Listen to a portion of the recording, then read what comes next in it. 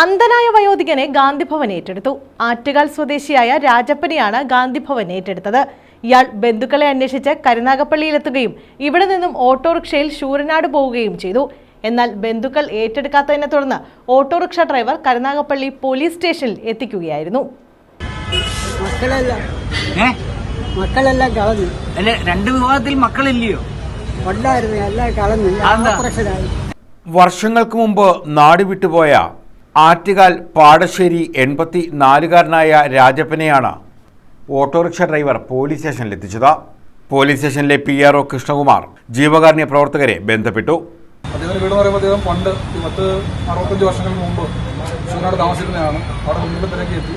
അവിടെ എത്തിയപ്പോൾ അദ്ദേഹത്തിന്റെ കൊച്ചുമക്കൾ ആരണൊക്കെ ഉണ്ട്. പക്ഷേ അവർക്ക് അദ്ദേഹത്തെ അറിയത്തില്ല. അദ്ദേഹം അങ്ങനെ കരുതാൻ സ്റ്റേഷനിൽ അറിയാൻ സാധിക്കും. നമ്മൾ ഒരു ചെറിയ പ്രകാരം സൂചിപ്പിക്കുക.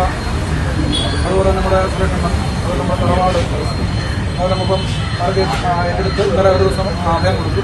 തുടർന്ന് ASP അഞ്ജലി ഭാവനയുടെ ശ്രദ്ധയിൽ ഇയാളുടെ വിഷയം കൊണ്ടുവന്നു. ഇത്രയും നാൾ എവിടെയായിരുന്നു? തിരുവനന്തപുരത്തായിരുന്നു, അഭയന്തരത്തിലായിരുന്നു. ശാലയില്. ആരുടെ കടയിലാ? അബ്ദുള്ളയുടെ. അവിടെ എത്ര വർഷം നിന്ന് ഇദ്ദേഹം? അപ്പൊ അങ്ങനെ ഒരു ആശ്രയവും ഇല്ലാതായി. അങ്ങനെ ഒരു ആശ്രയവും ഇല്ലാതായി. ഒരു ആശ്രയം ഇല്ലാതായി ഇല്ലയോ? ആരും ഒരു ആശ്രയം ഇല്ലാതായി.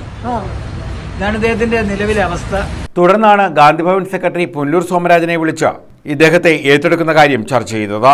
അദ്ദേഹത്തിന്റെ നിർദ്ദേശപ്രകാരം ഗാന്ധിഭവൻ കോർഡിനേറ്റർ സിദ്ദിഖ് മംഗലശ്ശേരി എത്തി PRO Krishnakumar, special squad Hashim എന്നിവരിൽ നിന്നും രേഖകൾ ഏറ്റുവാങ്ങുകയും തുടർന്ന് രാജപ്പനെ ഗാന്ധിഭവനിലേക്ക് ഏറ്റെടുക്കുകയുമായിരുന്നു. News bureau, Karunagappally.